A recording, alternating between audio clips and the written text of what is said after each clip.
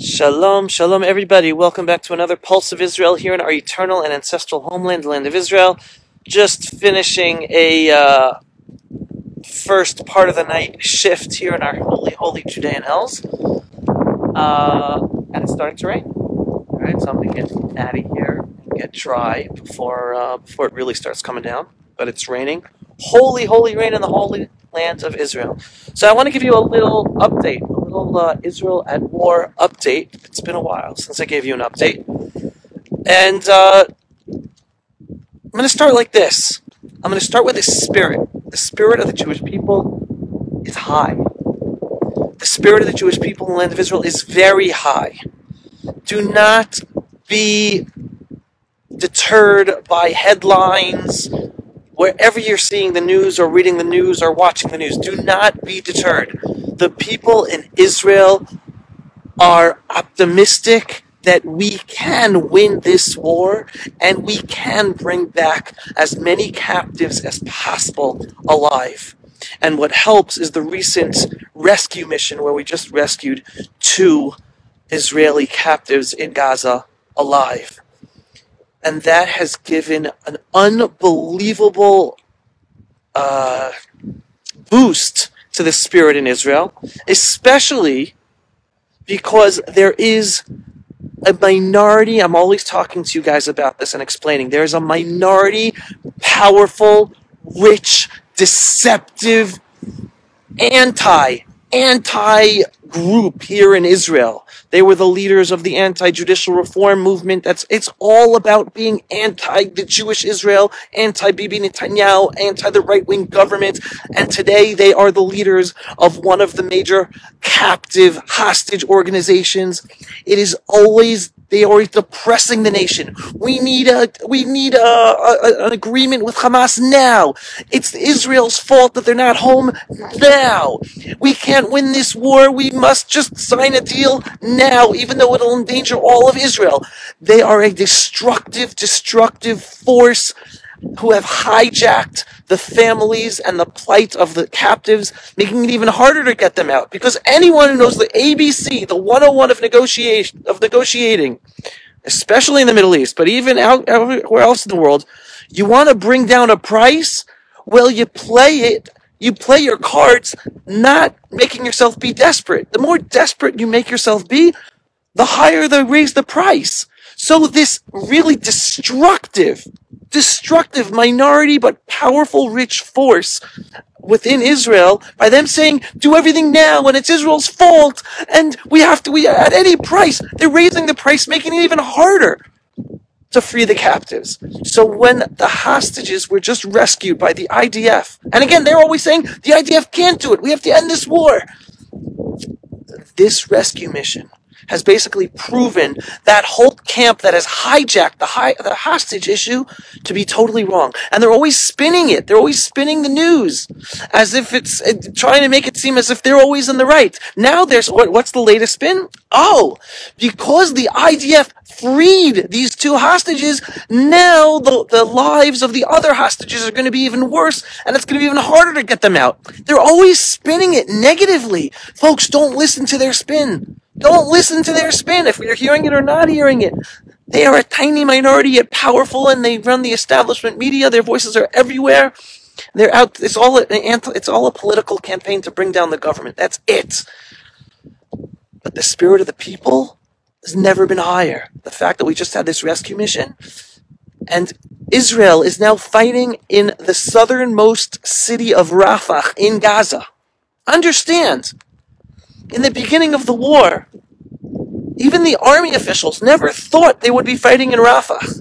And the world said, the Biden administration has been pressuring us since the beginning to end this war and to have a ceasefire. Like, we're fighting this war even though the world doesn't want us to, and the Biden administration is always telling us not to. And here's the interesting thing, and I've mentioned this before as well. To understand our reality and why this war is continuing, think of the Exodus story from the Bible, everyone. Everyone always asks, what does it mean that God hardened Pharaoh's heart? Right? Because each time Moses is asking Pharaoh, let my people go. And then there's one plague, and then another plague. And every time God hardens Pharaoh's heart, and Pharaoh says no. What does that mean? Well, I'll tell you what it means. Look, today, we are experiencing God's hardening of a heart and understanding Pharaoh in the Bible. Because the Biden administration is pressuring Israel to take a deal at any cost, no matter how dangerous and disastrous it is for Israel. And Israel's been the one that's been making the conditions for the deal, which are horrible for us, right? But we need to make a deal that Hamas will agree to, right? Who's kept on saying no to even these horrible deals that endanger Israel and would, in a sense, potentially end the war and endanger all Israelis with releasing hundreds or thousands of terrorists? Hamas keeps on saying no. It's only because Hamas keeps on saying no to the deals that we're still in this war. If Hamas would have ever said yes to a deal, the war would have been over. And we're only continuing, and we only went into Khan Yunis because they said no. And we only went into Rafah because Hamas says no. That's like Pharaoh's hardened heart. So in the end, we're going to win. In the end, we're going to get our captives, please God. And it's happening because, unfortunately, Hamas keeps on saying no. But you think about Bibi Netanyahu, he is walking a tightrope. Because on the one hand, he's trying to tell the world, okay, we want to end the war, but they keep on saying no, so we have to continue fighting the war. And we're fighting in Rafah. Even the Biden administration said, don't you dare fight in Rafah. And the Biden administration is always pressuring us. But yet, on the other hand, they haven't stopped us. They're not threatening a veto in the United Nations. They're threatening us with not giving us arms. They're threatening us with saying, you have to end it now. You have to end it before Ramadan. So they're always pressuring us. And Bibi's walking this tightrope.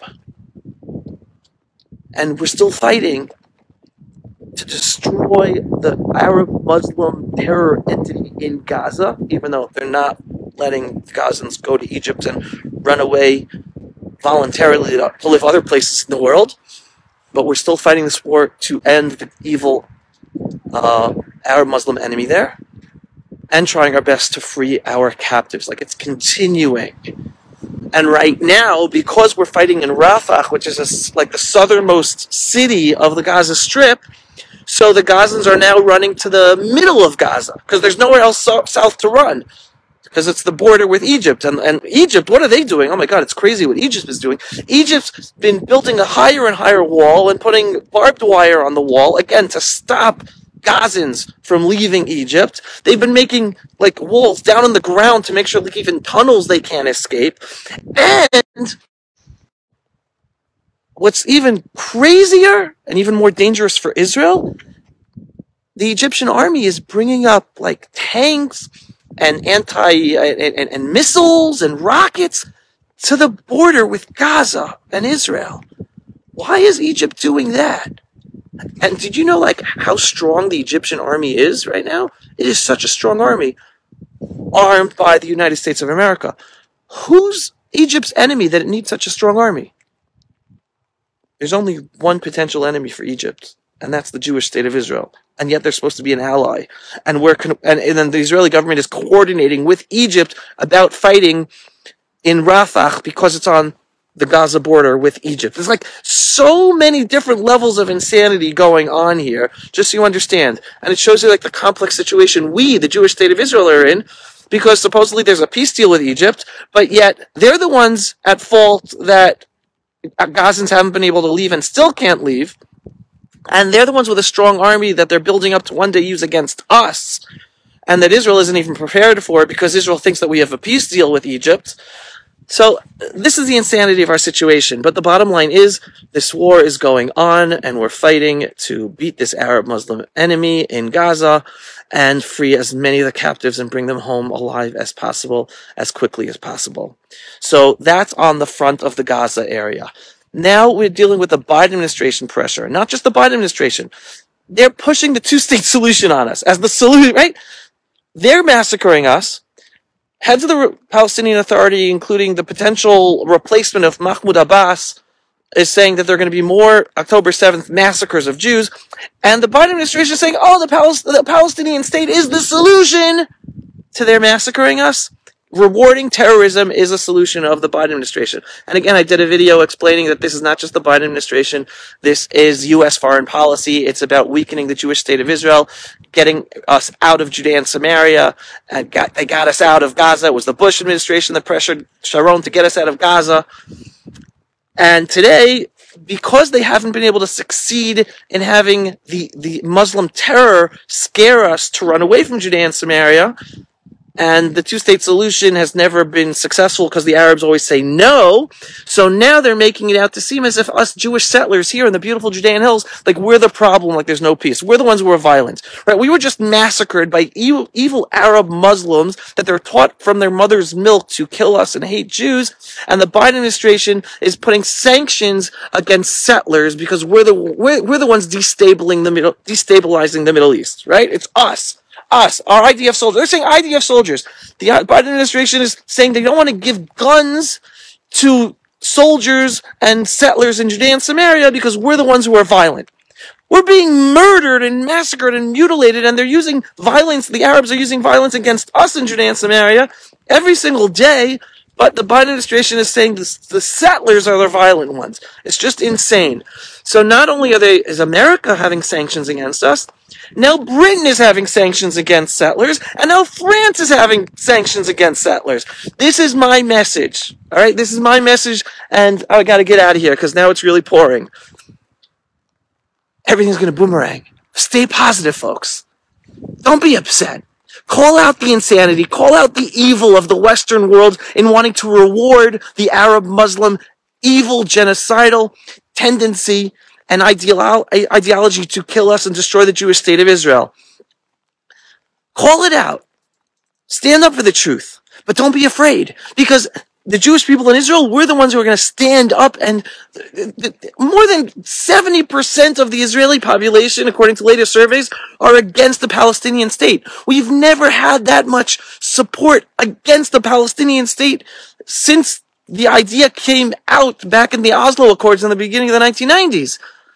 The Israeli people are against it. The Israeli people know that we living here in Judea and Samaria, we are protecting all of Israel. The Jews living in Tel Aviv and Kfar Saba and Ra'anana and Haifa are protected by us Jews living in Judea and Samaria. We are the security blanket, the security area that protects all of Israel. That's besides the fact that this is our homeland. And if Jews don't have a right to live in the Judean hills and in Hebron, we don't have a right to live in Tel Aviv. That didn't exist in the Bible.